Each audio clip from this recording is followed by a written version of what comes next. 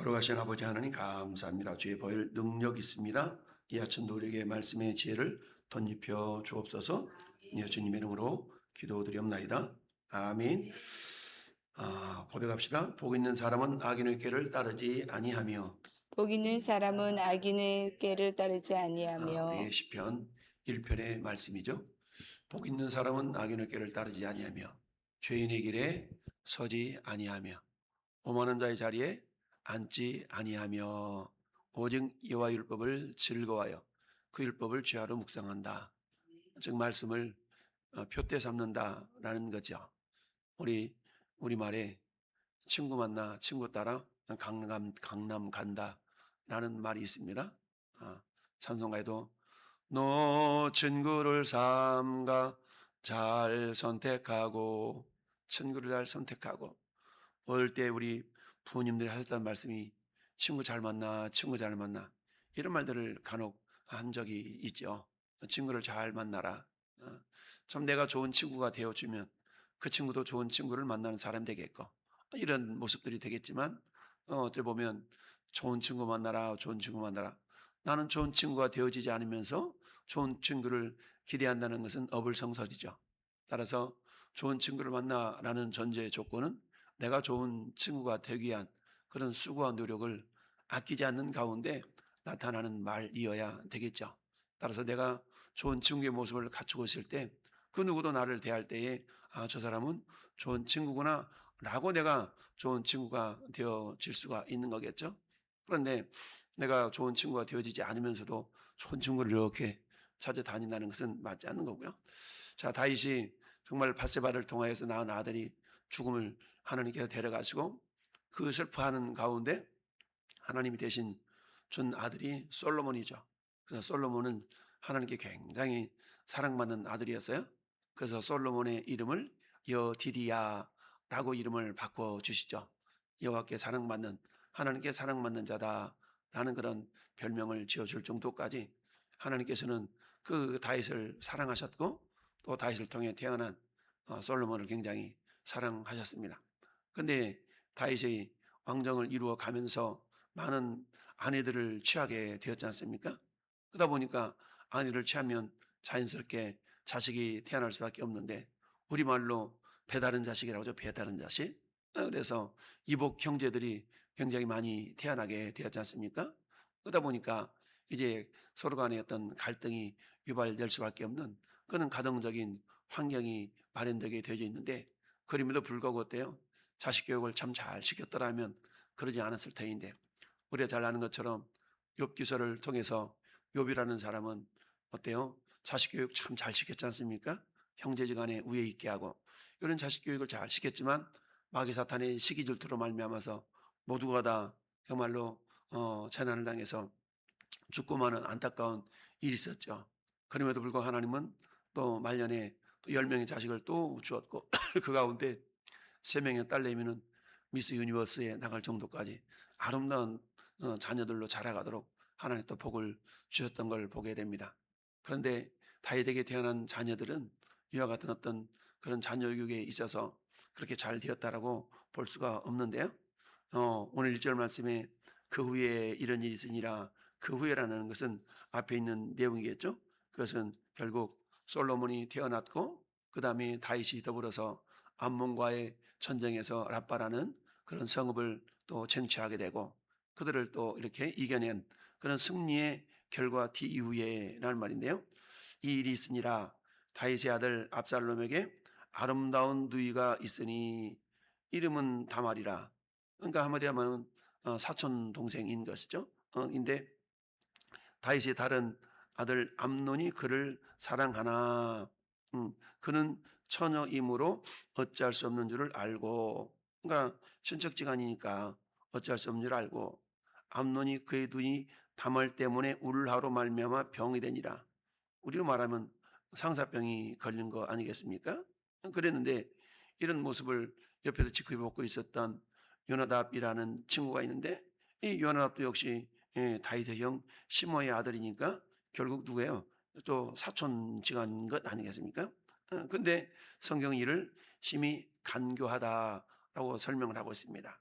그러면서 암논에 가보니까 암논이 좀 안색도 좋지 않고 이러니까 왜 그러냐 물어봤더니 내가 다말이를 사랑하기 때문이야.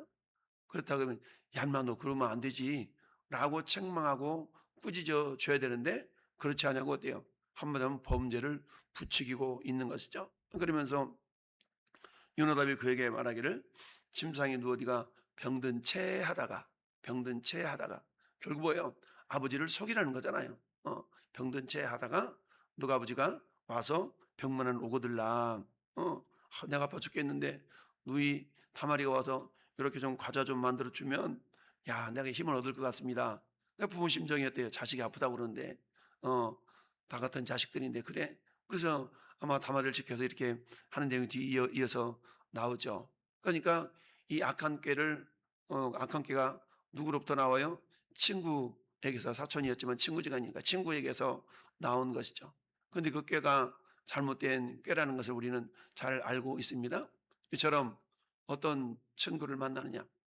우리는 수많은 만남의 연속이 우리 인생의 전부라고 말할 수도 있지 않습니까? 어떤 사람을 만나느냐에 따라서 어떤 부모를 만나느냐, 어떤 나라를 만나느냐. 우리가 대한민국이라는 나라를 만나기 때문에 국적이 자유대한민국에서 자유롭게 신앙생활을 할 수 있는 것 아니겠어요? 저 평양에서 태어났다고 생각해 보세요. 그러나 자유를 억압당하고 정말 하나님이 누군지를 알지도 못하는 가운데서 오직 김정은이가 최고인 줄 알고 그렇게 살아가고 있을 것 아니겠어요?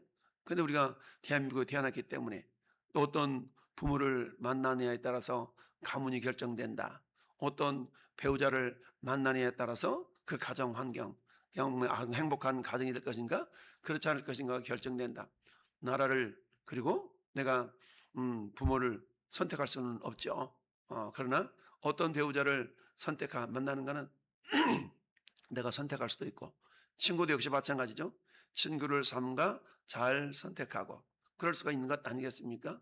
결국 나로 하여금 바른 길로 갈 수 있는 그런 조언, 충언을 해줄 수 있는 그런 친구 관계가 진정한 친구의 모습이다라고 말할 수가 있었을 터인데 그런데 이 요나답은 결코 그렇지 않았다라는 얘기입니다.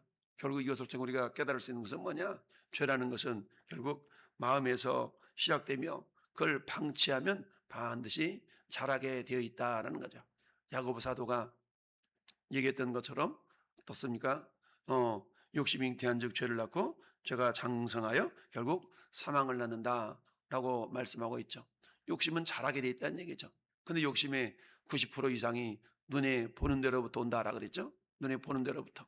에덴 동산에서 아담과 하와에게 사탄이 유혹할 때 어때요? 먹음직하고 보암직하고 보암직하고 먹음직하고 지혜롭게 할 만큼 탐스럽게 단 나무 열매인지라 이렇게 보니까 그렇게 됐다는 얘기죠. 보기 전까지는 그런 욕심 안 냈는데 작심하고 딱 보니까 정말 그런 것 같아. 그렇잖아요. 왜 그렇지 않습니까? 우리 사람의 얼굴도 자세히 쳐다보지 않잖아요. 내가 내 얼굴도 거울이나 봐야 알지 잘 모르잖아요.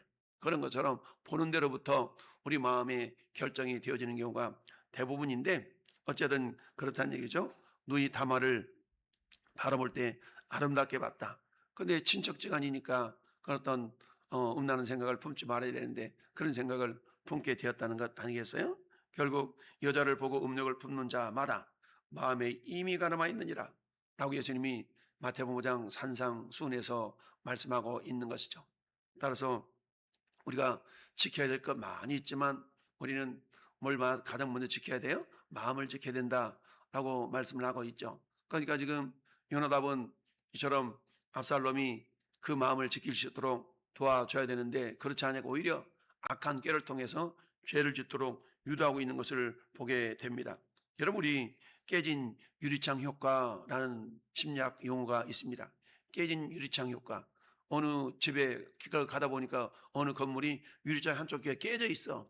그럼 빨리 그것을 수리해서 유리창이 정상으로 돼야 되는데 사람들 계속 지나가다 보니까 유리창이 깨져 있으면 왠지 모르게 더 깨고 싶은 이런 어떤 욕망이 나타나게 있는 것이 인간의 욕망이라 그래요. 그러니까 이처럼 더 큰 범죄를 저지를 가능성이 적도 커진다라는 이야기죠. 즉 작은 죄를 가볍게 여기면 삶 전체가 무너질 수 있는 가능성이 있다라는 얘기입니다. 따라서 결국 악한 조언은 죄를 합리화하게 되는데, 그러나 하나님의 말씀은 어떻습니까? 죄를 멈추게 하죠. 그러니까 진정 내가 하나님의 사람이라면 어떤 악한 꾀를 꾀하려고 하고 있는 그 사람들을 향해서 우리가 어때요? 조언을 해질 수 있어야 된다는 얘기죠. 때로는 그 소리가 내 마음에 내 감정에 싫은 소리를 할지라도 싫은 소리를 진정으로 나를 위해서 해줄 수 있는 친구, 그런 친구가 진정한 친구가 될 수 있고 나를 위한 친구가 될 수가 있다라는 사실입니다. 그렇습니다. 그런데 이 암논의 죄를 책망하지 않고 오히려 범죄를 부추기는 그런 악한 꾀를 이야기하고 있는 이 요나답은 성경의 말씀대로 간교했다라고 말씀하고 있습니다. 결국 고린도전서 15장 33절에 성경은 이렇게 얘기를 해요. 속지 말라. 악한 동무들은 선한 행실을 더럽히나니 라고 말씀하고 있습니다. 악한 동무, 선한 행실을 더럽힌다라는 얘기입니다. 그러니까 내가 선하게 행동하려고 한다 할지라도 악한 동무가 만나면, 악한 동무를 만나면 그 선한 행실 자체가 악해질 수밖에 없다라는 것을 말씀하고 있습니다. 결국 내가 누구와 함께하고 있느냐에 따라서 내 삶의 방향이 결정되는 경우가 많이 있죠. 특별히 우리는 선택적 장애를 가지고 있는 사람들이 대부분이다라는 말을 하잖아요. 어떤 쇼핑을 갈 때 친구를 대동해서 갑니다. 그리고는 어때요? 꼭 선택권을 친구한테 물어봐. 이건 어때? 이건 어때? 아니 자기가 마음에 맞으면 사야 되는데 이건 어때? 저건 어때? 별로인 것 같아. 그치? 이건 어때? 저건 어때? 선택적 장애를 가지고 있는데 이처럼 우리가 잘 선택할 수 있도록 옆에서 조언을 해주고 이런 어떤 친구가 되어져야 되는데, 우리는 무엇보다도 예수 그리스도가 우리 안에서 우리 삶의 주인이 되어지니까 어찌하든 주님을 온전히 신뢰하며 나가는 그런 믿음의 사람들이 될 수 있어야 됩니다. 따라서 내 안에는 항상 내 삶을 이렇게 기준을 잡아줄 수 있는 말씀이 있는가라는 것을 먼저 생각하고, 그 기준이 또 다른 그 누군가에게 또 다른 바른 기준을 제시할 수 있는 그런 좋은 자가 될 수 있어야 된다는 사실입니다. 지혜로운 자와 동행하면 지혜를 얻는다라는 잠언서의 말씀도 있죠. 여러분, 미국의 에너지 기업이었던 엔론이라는 기업이 있었어요. 엔론 기업이 있었는데 이 엔론 기업이 2001년에 파산을 합니다. 파산을 하는데 미국의 거대 에너지 기업이 파산하게 되었던 원인은 뭐냐? 오늘날 말하면 이중장모를 썼던 겁니다. 이중장모, 회계부정이라 그러죠. 이중장모, 다른 말로 하면 분식회계라는 말로 얘기하기도 하는데, 이중장모 써가지고 이것이 결국 들통이 난 겁니다. 그러니까 고위층 관료들이, 임원 직원들이 이중장모 쓰고 이런 어떤 비용 이게 잘못한 걸 때문에 결국은 그 에너지 기업이 파산하고 말았습니다. 그 에너지 기업을 관리했던 결국 회계법인도 파산하는 그런 일들이 미국에서도 실질적으로 있었는데, 그 누구 하나도 이건 잘못되었습니다라고 정직하게 말하는 사람이 없었다라는 사실입니다. 여러분, 세 번째는 결국 어떻습니까? 예수 그리스도만이 우리 죄의 사슬을 끊어낼 수 있는 참된 지혜의 근본이 되신다라는 사실을 우리가 기억할 수 있습니다. 여러분, 암몬도 요나답도 결국 죄를 이길 수 있는 힘이 없는 것이죠. 결국 죄를 이길 수 있는 힘이라는 것은 예수 그리스도께서 십자가에서 사망 권세를 이기셨던 그 능력을 덧입지 않고서는 이겨낼 수가 결코 없다라는 사실입니다. 인간의 의지만으로는 이길 수 없는 그 죄의 성향을 결국 예수 그리스도께서 이 땅에 오신 이유를 그렇게 말씀하고 있지 않습니까? 마귀 사탄의 괴계의 일을 멸하라 하시게 하여서 주님이 이 땅에 오셨다라고 요한일서 3장 8절의 말씀처럼 우리 철저하게 말씀에 굴복당하고 말씀을 우리 삶의 기준으로 삼을 때에 죄의 유혹을 이겨낼 수가 있다라는 얘기죠. 고린도전서 1장 24절에도 그리스도는 하나님의 능력이요 하나님의 지혜라라고 말씀하고 있습니다. 따라서 우리 예수 그리스도를 항상 우리 마음 가운데 중심 보좌에 잘 모시고 그분의 말씀을 내 삶의 표대로 삼을 때에 우리는 어때요? 내 인생에 큰 승리를 얻을 수가 있다는 사실입니다. 제가 엊그제도 말씀드렸던 것처럼 영국의 정치가였던 윌리엄 일버포스라는 사람이 젊은 시절 때 방탕하다가 예수 그리스도를 인격적으로 만난 이후에 이 사람의 삶이 노예 해방 운동가로 이렇게 변신을 해서 결국 수십 년 동안 입법을 하는 가운데서 결국은 어때요? 영국이 노예 해방 노예를 해방하는 그런 법률이 제정되어지고 노예 해방에 앞장섰던 사람이 윌리엄 일버퍼스라는 사람입니다. 결국 영국 노예 무역 그 폐지 법안이 발의될 수 있도록 수십 년 동안 선한 일을 이렇게 했던 사람이죠. 주님을 만난 사람들은 이와 같이 선한 일을 도모하는 사람들이 될 수가 있다는 사실입니다. 그렇습니다. 암논은 욕망을 다스리지 못했고 요나답은 악한 꾀를 제공하는 자가 되었습니다. 결국 그로 말미암아 산 가정이 무너지는 그런 안타까운 일이 발생하게 되었는데요.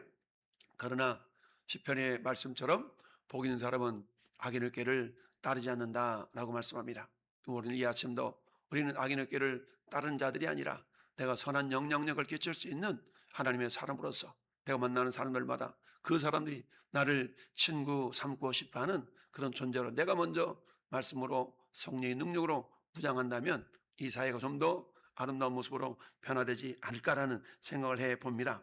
오늘 하루도 주님과 동행함으로 죄와 싸워서 승리하는 그런 믿음의 성도들이 될 수 있기를 예수님의 이름으로 축원합니다. 아멘.